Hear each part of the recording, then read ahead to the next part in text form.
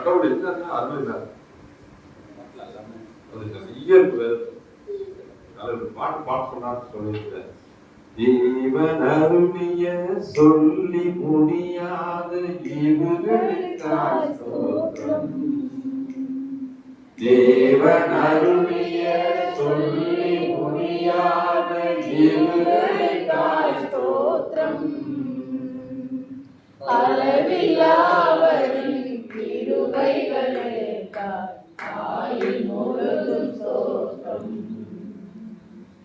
அளவில்லாவரின் கிருபைகளுக்காய் ஆயுள் முழுதும் ஸ்தோத்திரம்.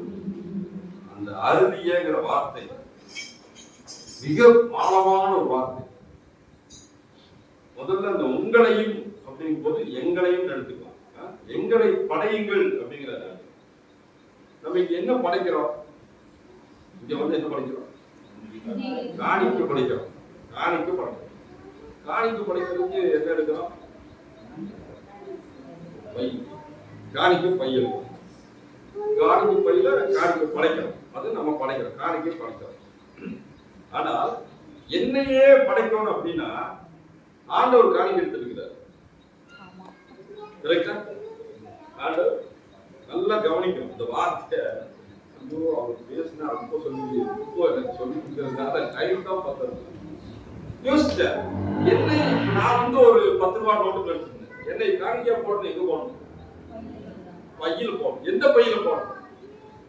ஆண்டவர் ஒரு பை வச்சிருக்கிறார். ஆண்டவர் ஒரு பெரிய காணிக்கை பை எடுத்துட்டு இயேசு கிறிஸ்து காணிக்கை பை எடுத்து நிற்கிறார். என்னையே படைக்க சொல்றார். இப்ப இங்க வந்து அண்ணன் வந்து காணிக்கை பை எடுத்து வர்றாரு. நம்ம என்ன பண்றோம்? காணிக்கையே படைக்கிறோம். காணிக்கையே படைக்கிறோம். ஆண்டவர் சொல்றாரு, உன்னை படை, உன்னையே நீ படை. எப்படி நான் படைப்பேன்? அப்ப ஆண்டவர் வந்து காணிக்கை எடுக்கிறார். உன்னையே படை, காணிக்கை போடும். அப்ப எங்க வந்து போடும்? அவரோட காணிக்கை பை எது? ஆலயம். மிகப்பெரிய காணிக்கை பை, இந்த உலகத்திலேயே மிகப்பெரிய காணிக்கை பை என்னது? ஆலயம். ஆலயத்துக்கு வந்து இங்கு உட்கார்வதுதான் நாம் ஒவ்வொருவரும் ஆண்டவருக்கு படைத்தது. மிகப்பெரிய ஒரு காட்டு ஆண்டவர். மிகப்பெரிய காணிக்கை பை தான் ஆலயம். ஆலயத்துக்கு வந்தாலே அது வந்து ரோமர்கள் படிச்சோம்ல, அந்த செய்தி படிச்ச ரோமர்கள் பிரகடனம், உங்களை படையுங்கள் அப்படின்னு. என்னை படை, என்னையே நான் படைக்கணும்னா எப்படி நான் படைக்கணுமா? 10 ரூபாய் காணிக்கை போடும்போது கிழிஞ்ச நோட்டை போட்டுருவோமா? ஓட்ட நோட்டை போட்டுருவோமா? இல்ல, போட மாட்டோம்ல. அது மாதிரி என்னையே நான் படைக்கணும்னா எப்படி படைக்கணும்? நான் என்கிட்ட ஓட்டை இருக்கக்கூடாது, என்கிட்ட சிந்தனையில ஓட்டை இருக்கக்கூடாது, என் செயல்ல ஓட்டை இருக்கக்கூடாது, என் பேச்சுல ஓட்டை இருக்கக்கூடாது, என் நடத்தையில ஓட்டை இருக்கக்கூடாது, என் கவனங்கள்ல ஓட்டை இருக்கக்கூடாது. அப்பதான் நான் என்னவே ஆண்டவருடைய காணிக்கை பையில போட முடியும். இல்ல, ஆமாதான். அதுக்குதான் அந்த ரோபரை வச்சாங்க. இவ்வளவு ஒரு அவங்கெல்லாம் பயங்கரமான ஆட்கள். இந்த செய்திகளுக்காக அந்த பகுதியை எடுக்கிறவங்க நான் எப்படி அந்த பகுதி எடுக்கிறாங்கன்னு அதிலிருந்து தான் நம்ம வரும். அப்ப அந்த பகுதி எடுக்கும்போது ரோபர்ல சொல்றான், உன்னை நீ படைக்க வேண்டும் என்றால் நீ வீட்டுக்குள்ள இருந்து புறப்படுறீங்க. காணிக்கட்டே காணிக்கை எடுத்தியா வீட்டுல எல்லாம் கேட்போம். இப்ப காணிக்கை எடுக்கும் போது அம்மா கொடுக்குறாங்க, பையன் பாக்க, அப்பா காணிக்கை ஓட்டையா இருக்கும் வந்துருவாங்க அப்படின்னு. அப்பா என்ன சொல்லுவாங்க, நீங்க போட்டாங்க இப்படா அப்படின்னு வாங்கி என்ன பண்ணுவாங்க, அதை வச்சுட்டு நல்ல ஒரு 10 ரூபாய்க்கு தருவாரு. ஒரு பைபிள்லயே வச்சிருப்போம் காணிக்கைக்காக. நல்ல 10 ரூபாயா, நல்ல 500 ரூபாயா, நல்ல 100 ரூபாயா எடுத்து என்ன பண்ணிடுவோம் வச்சிருப்போம். அப்போ ஓட்டை இல்லாத ஒரு பணத்தை கொண்டு போய் காணிக்கையா பையில போடும்போது என்னை படைங்கிறார். கடவுளுக்கு படையுங்கள்.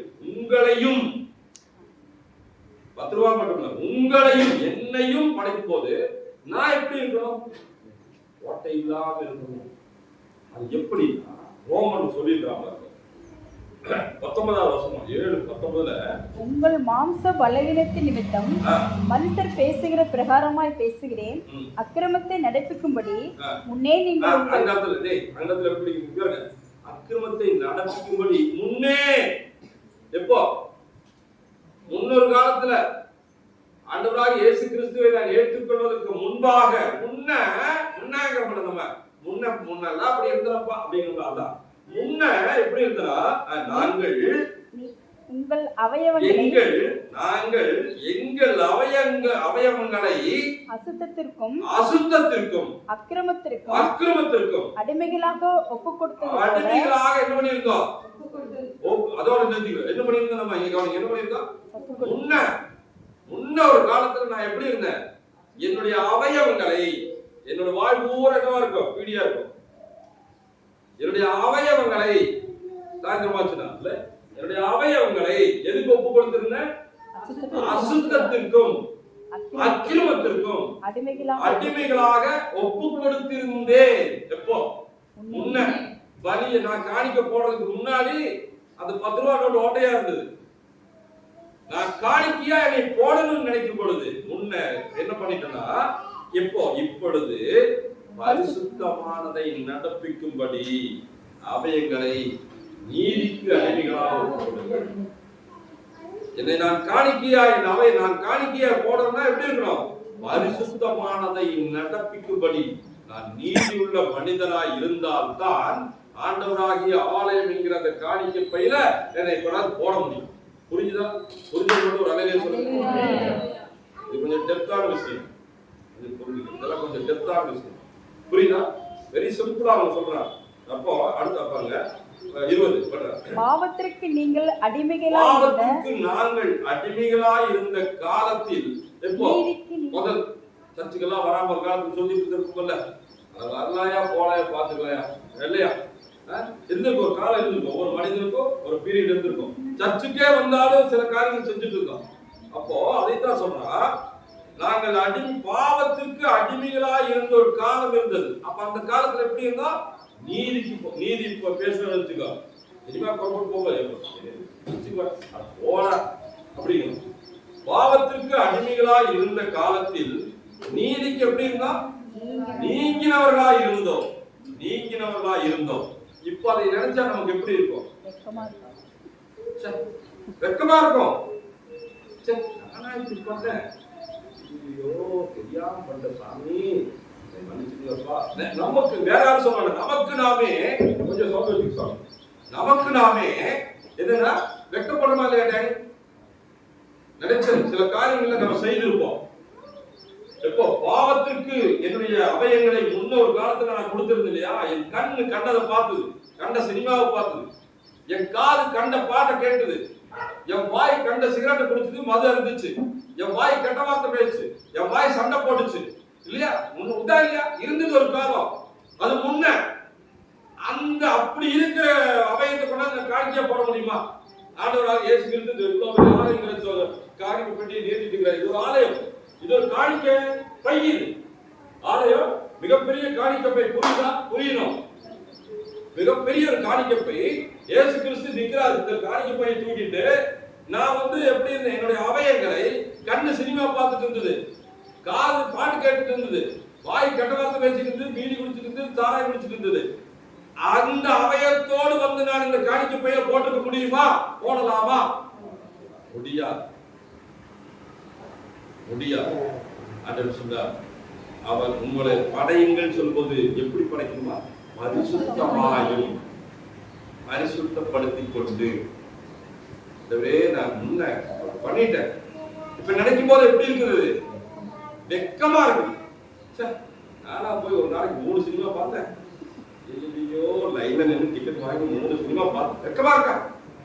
சினிமா தேட்டர் பார்க்கும்போது இதுக்குள்ளாரியா 3 மணி நேரம் உட்கார்ந்துட்டு இருந்தேன். இருக்குதா? இருக்கிறோம். 3 மணி நேரம் இதுக்குள்ளார போய் உட்கார்ந்துட்டு இருந்தேன். அந்த 3 மணி நேரத்துல 3 அதிகாரம் படிச்சிருக்கலாமே. நானு ஆண்டவர்கிட்ட ஒரு 3 நிமிஷம் ஜெபம் பண்ணிருக்கலாமே. இந்த இதுக்குள்ளார போய் உட்கார்ந்து நான் போய் சினிமா பார்த்துட்டு, நான் கண்டதெல்லாம் பார்த்துட்டு இருக்கிறேன். பாட்டு கேட்டிருக்கேன். ஒரு பாட்டு எனக்கு ரொம்ப பிடிக்கும். இன்னொரு பாட்டு, இங்க தேவ நறுவியை சொல்லி முடியாத இருக்கு, அந்த பாட்டை கேட்கவா? அதை போட இது போடு, இது போட போடும், அவரு தலை படம் போடும்.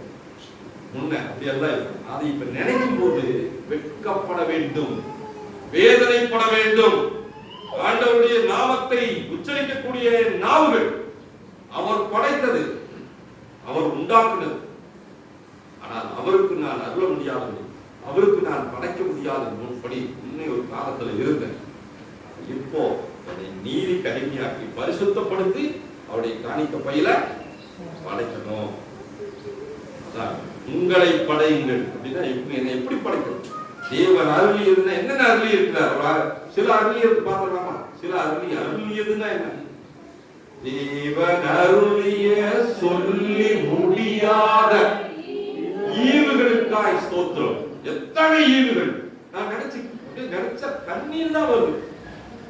ஜபிக்கலாம் கண்ணீர் வருது. இவ்வளவு பெரிய கல்யாணத்தை எப்படி நடத்த போறோம் யோசிக்கலாம். ஐயோ, என் பையனுக்கு கல்யாணம் வந்துருச்சு, பாப்பாவுக்கு கல்யாணம் வச்சிருக்கிறது, எப்படி நடத்துறது? டேடி மண்டை பிடிச்சா. அந்த மிகப்பெரிய நீ தாண்டக்கூடிய பலத்தை யார் கொடுத்தா? யார் கொடுத்தா? நேசு சாமி கொடுத்தா.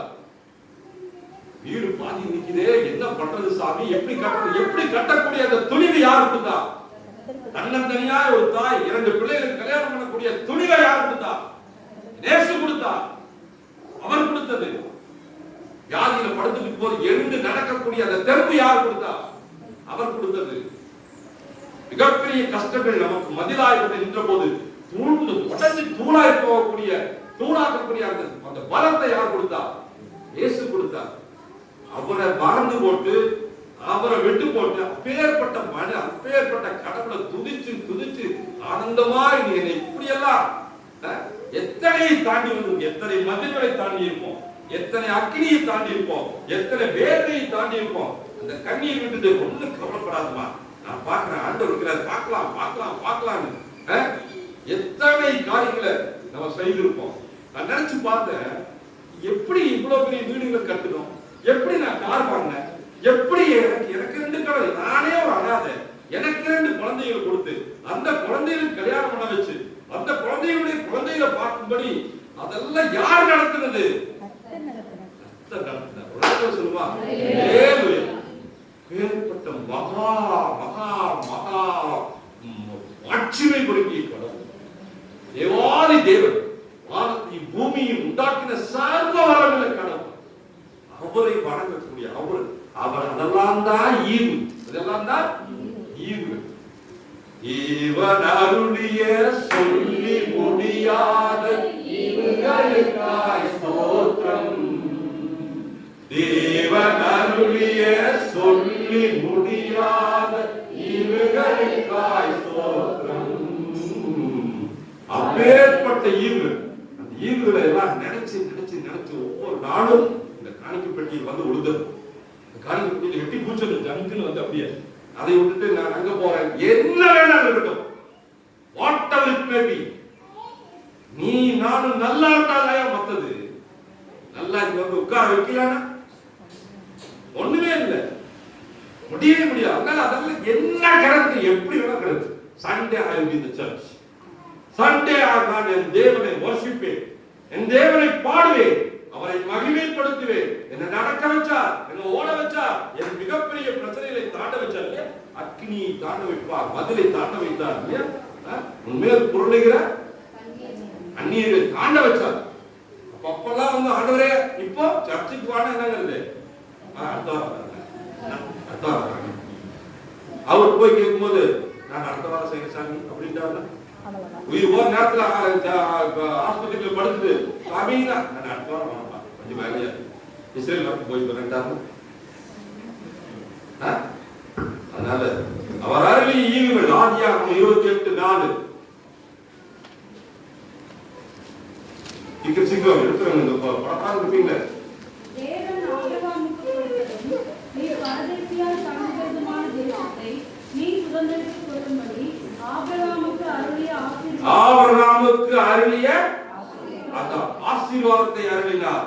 33:5 ஆதியாகமம் 33:5 தேவன் அருளிய சொல்லி முடியாத ஈவுகளுக்காய் ஸ்தோத்திரம். 33:5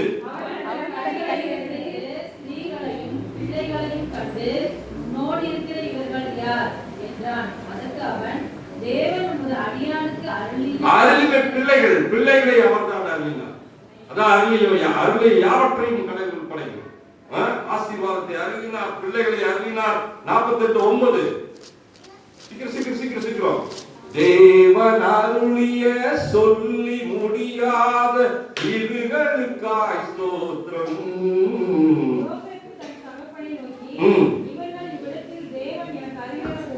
தேவன் அருளிய குமாரன், அருளிய குமாரர்களை அவர்தான் அருளினார். யாத்திரையாகமம் 16:29 கடற்கரை யாத்திரையாகமம் 16:29 தேவன் அருளிய சொல்லி முடியாத இவைகளுக்காய் ஸ்தோத்திரம். ஓய்வு நாளை யார் அருளினார்? கர்த்தர் அருளினார். அவர் அருளாவிட்டால் கவனிமா போது எனக்கு அருளாவிட்டால் நீங்கள் நான் இங்க இல்ல. அவர் என்னை மேல் வைத்த கிருபை இறங்க போய் தொட. நல்லா இரு, என் பையன் தானே, நீ நல்லா இருப்போம். தேவன் அருளிய ஓய்வு நாளுக்காக அனுதினமும் ஸ்தோத்திரம். சரியா? ஓய்வு நாளை அவர் அருளினார். 24:3 யாத்திரையாக சீக்கிரம் யாத்திரையாக 24:3 மோசே கர்த்தருடைய வார்த்தைகளை யாவையும் நியாயங்கள் யாவையும் ஜனங்களுக்கு அறிவித்தான். அப்பொழுது ஜனங்கள் எல்லாரும் ஏக சத்தமாய் கர்த்தர் அருளின வார்த்தைகள், தேவன் அருளிய சொல்லி முடியாத வார்த்தைகளுக்காய் ஸ்தோத்திரம். அடுத்தது 31:6 யாத்திரையாக 31:6 மேலும் 31:6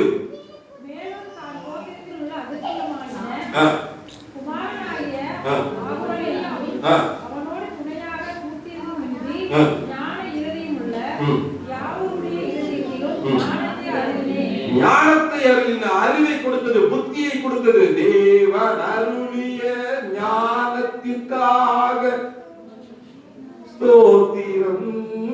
ஞானம் யார் கொடுத்தது? இந்த திருமணத்தை நடத்தணும்னா ஞானம் வேணும். பையனை படிக்க வைக்கணும்னா எந்த ஸ்கூல் எனக்கு ஞானம் வேணும். என் குடும்பத்தை நடத்தணும்னா எனக்கு ஞானம் வேணும். என் மனைவி கூட நான் சந்தோஷமா இருக்கா எனக்கு ஞானம் வேணும். கவனிங்க, புரியுதா? கடவுள் கொடுக்கிற வார்த்தை இது. விடிய விடிய உட்கார்ந்து வாங்குற வார்த்தைகள். இந்த வார்த்தைகளோடு பயணிக்கிற வேற எங்கேயும் கவனம் இருக்கக்கூடாது. தேவன் அருளிய வார்த்தை, அருளியது என்ன? இத்தனை அருளி இருக்கிறார். இன்னும் இருக்குது 35:3 யாத்திரா 35:3 தேவன் அருளிய சொல்லி முடியாத இவைகளுக்காய் ஸ்தோத்திரம்.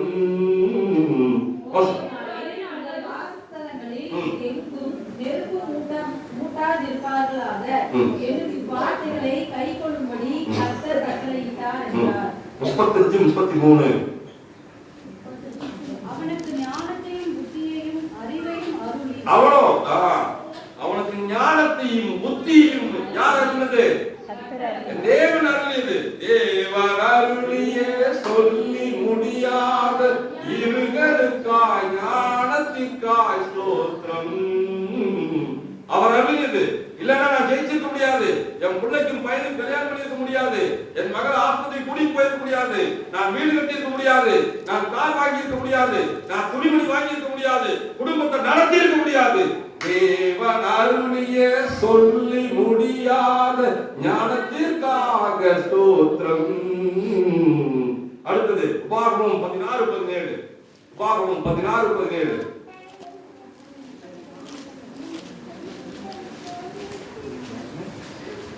ஆனாலும் அவர்கள் கர்த்தருடைய சந்ததியில் வெறுங்கோலியோடு வராமல் உன் தேவனாகிய கர்த்தர் உனக்கு அருளிய ஆசீர்வாதத்துக்கு தக்கதாக அவனவன் தன் தகுதிக்கு ஏற்றபடி காணிக்கை கொண்டு வருவதற்கு தேவன் அருள வேண்டும்.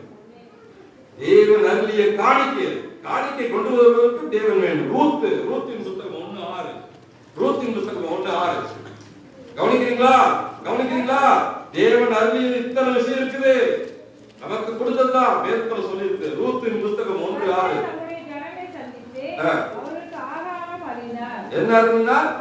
ஆகாரம் அருளினார். காலையில் இட்லி அவர் தான் கொடுத்தது, சக்தி அவர் தான் கொடுத்தது, தோசை அவர் தான் கொடுத்தது, சாப்பாடு அவர் தான் கொடுத்தது, பிரியாணி அவர் தான் கொடுத்தது, சிக்கன் அவர் தான் கொடுத்தது, மட்டன் அவர் தான் கொடுத்தது.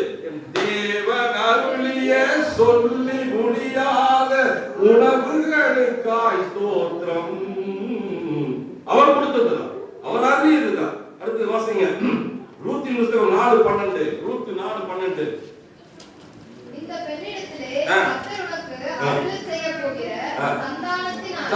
சந்தானத்தையும் என் தேவன் அருளினார். சந்தானம் வருவது தேவன் தான். சந்தான பாக்கியம் இல்லாம எத்தனையோ பேர் இருக்காங்க. ஆனால் தேவன் நினைத்தால் தான் சந்தானம் அருள முடியும். அவரால் தான் அருள முடியும். அடுத்தது கடைசியா 1 சாமுவேல் 11:13. சேனைகளின் கர்த்தாவே, தேவரே உம்முடைய அடியாளின் சிறுமியை கண்ணோக்கி பார்த்து உம்முடைய அடியாளை மறவாமல் அல்லாஹ் தன் இதயத்திலே பேசினார். 11:13. ஒருவரும் கொல்லப்படாதது. இன்று கர்த்தர் இஸ்ரவேலுக்கு ரட்சிப்பை அருளினார். இங்கே ரட்சிப்பை அருளினார். எனக்கும் உங்களுக்கு அவர் ரட்சிப்பை அருளினார். தெருவுல சுத்தி கிடந்தோம், குப்பையில இருந்தோம், புழுதியில கிடந்தோம்.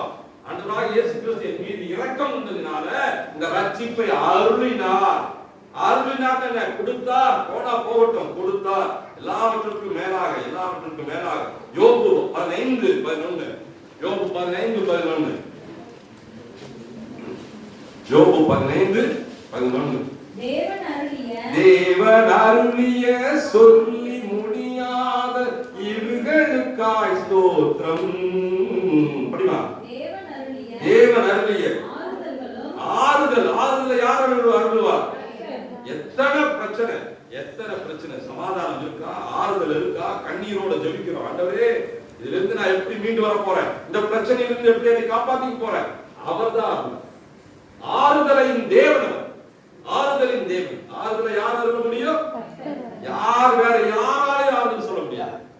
என்ன ஆறுதல் சொன்னாலும் அவர் ஆறுதல் கொடுத்தால் தான் ஆறுதல். சங்கீதங்களின் புத்தகம் 29:1. சங்கீதங்களின் புத்தகம் 29:1.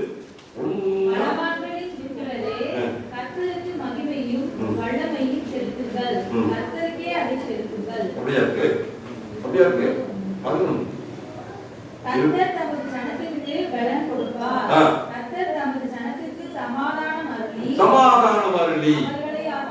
என்ன இருக்கிறாரு? ஆறுதலும் அவர்தான் அருளினார். சமாதானமும் அவர்தான். அப்ப அவர் கடவுள் அருளியவற்றையும் அருளினது மட்டும் அருளியவற்றை எத்தனை அருளியிருக்கிறார். வேதம் முழுவதும் சொல்லப்பட்டிருக்கிறது. இதை பார்த்திருக்கிறோம். இத்தனை விசைகளும் நான் யாருக்கு கொடுக்கணும்? எனக்குள்ளார வாங்கி ஆண்டவராக இயேசு கிறிஸ்து எடுத்திருக்கிற அந்த மிகப்பெரிய ஆலயம் என்கிற அந்த காணிக்கை பையில என்னவே தான் படையுங்கள். கடவுளுக்கு படைக்கிறோமா? அப்படி அம்மா எதுவும் ஞாயிற்றுக்கிழமை போயிடுவான் அப்படி வரவே வேண்டாம். அந்த மாதிரி வர தயவு செய்து வர வேண்டாம். உள்ளத்தின் ஆழத்திலிருந்து அப்பனே, நேசப்பனே, எப்படியெல்லாம் என்னை காப்பாத்துங்க, எப்படியெல்லாம் என் குடும்ப பிரச்சனையில் இருக்கும்போது, நான் கண்ணீரோடு இருக்கும்போது, கவலையோடு இருக்கும்போது, வேதனையோடு இருக்கும்போது, வியாதியோடு இருக்கும்போது, துன்பத்தோடு இருக்கும்போது, நான் அழுத பொழுது என்னை ஆறுதல் சொன்னீங்களே, நான் என்னையே உனக்கு படைக்கிற சாமி, என்னையே உனக்கு கொடுக்கிறேன். இந்த உலகத்துல எதுவும் வேண்டாம். சூரியனுக்கு கீழே எல்லா மாயை, உலகமெங்கும் மாயை. ஆனால் உன் அன்பு ஒன்று மட்டுமே பெரியது, நீர் மட்டுமே பெரியவர். உனக்கு என்னையே நான் கொடுக்கிறேன். You have to surrender to the Lord. That's what the Lord is asking for, seeking for us. It's not asking, he is seeking. There is a lot of difference between asking and seeking. அவர் நம்மை தேடுகிறார். வரியா மகளே, மகனே வரியா. ஆகவே என்னை அப்படியாய் படைக்க வேண்டும். அப்படி படைப்பதற்கு நீங்களும் நானும் இந்த நாள்ல நல்ல தலைப்பது, இந்த நல்ல தலைப்புல அப்படியே வச்சிருக்காங்க. என்னை படைப்பது என்பது அடுத்தது என்ன? அருளி. உங்களை படிச்சது எப்படி? அருளியை விட்டு படைக்கிறது சொல்லி அதை 3 தலைப்பா நான் சீக்கிரமா உங்களுக்கு முடிச்சேன். படைப்பதுன்னா என்ன? நம்மை படைத்தவர் யார்? அந்த படைத்தது வேற, அது உருவாக்கணும். இப்படிதான் இங்க 2 படைத்து படை அப்படிங்கிறது 2 பார்த்தது.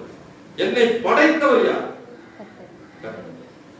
படைத்தவருக்கே என்ன என்ன பண்ணணும்? இந்த படை கொடுக்கணும்.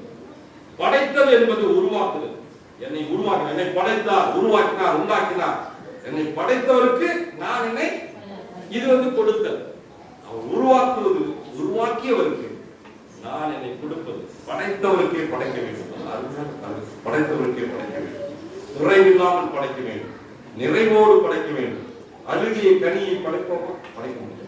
நான் அதான் முன்னே ஒரு காலத்துல அக்கிரமம் அநியாயத்துக்கு இருந்ததை எல்லாம் மாற்றி பாவத்திலிருந்து நீங்களாக்கி பரிசுத்தப்படுத்தி இந்த காணிக்கை பையில என்னை ஆண்டவர் படைக்கணும். அப்படி படைப்பதற்கு நீங்களும் நானும் என்ன பண்ணிருக்கோம்? எல்லா மனிதனும் பாவத்துக்குள்ளாக பாவத்தை எல்லாம் நினைத்து பார்த்து ஒவ்வொரு பாவமாய் என்னிலிருந்து கலைந்து விட்டு ஆண்டவருக்கு இங்கு முழுமையாய் படைத்துவதுதான் அவர் விரும்புகிறார். அதனால என்னையும் கடவுள் எனக்கு அருளியவற்றையும் நான் படைக்க வேண்டும். ஆலயத்துக்கு எதுக்கு வருகிறோம்? ஆலயத்துக்கு எதுக்கு வருகிறோம்? இறைவனை தொழுக, இறைவனை தொழுக. இதுல எப்படி படைக்கணும்னு நான் சொல்றேன். எப்படி கவனிக்கிறீங்களா? எப்படி படைக்க வேண்டும் என்று 3 காரியம். ஒன்று, உண்மையாய் படைக்க வேண்டும். என்னங்க? உண்மையை படைக்க வேண்டும். எதை படைக்கணும்? உண்மையை படைக்க வேண்டும். இரண்டாவது, உள்ளதை படைக்க வேண்டும். இது உள்ளதை படைக்க வேண்டும். மூன்றாவது, உள்ளத்தை படைக்க வேண்டும். 3 காரியம். சீக்கிரம் உண்மையை படைக்கணும். இங்க உட்கார்ந்துட்டு வேற எங்கேயும் ஓடிட்டு கூடாது. ஆலயத்தில் உட்கார்ந்து உண்மையா இருக்க மனம், உடல், பொருள், ஆவி அத்தனையும் நான் படைக்கிறதா உண்மையாய் படைக்கிறேன். அப்ப உண்மையாய் படைக்கிறதுனா என்ன? உண்மையாய் படைக்க என்னென்ன காரியம் சொல்லிருக்கிறேன்? என்னை இந்த பூமியிலே எங்க அம்மாவுடைய வயிற்றுல என்னை படைத்தவருக்கு நான் படைப்பது என்ன என்றால் உண்மையை படைக்க வேண்டும். இரண்டாவது, உள்ளத்தை படைக்க வேண்டும். மூன்றாவது, 3 காரியங்கள் சீக்கிரம் பாருங்க. உண்மையாய் படைக்கணும். அது என்ன உண்மையாய் படைக்கிறதுனா? உண்மையை படைக்கிறது அப்படின்னா என்னை ஜீவ பலியாய் ஒப்பு கொடுத்தல் பாட்டு தொழுது கொடுத்தல். உண்மையை ஆலயத்துல வந்து இந்த காணிக்கை போடும்போது உண்மையை படைத்தல் அப்படின்னா உண்மை பெரிய விஷயம். அது இருந்தாலும் உங்களுக்கு ஷார்ட்டா சொல்றேன். உண்மையோடு இந்த காணிக்கை பெட்டியில நான் வந்து என்னை போட, இது ஒரு காணிக்கை பெட்டி, இது ஒரு காணிக்கை பெட்டி, என்னை கூட நீ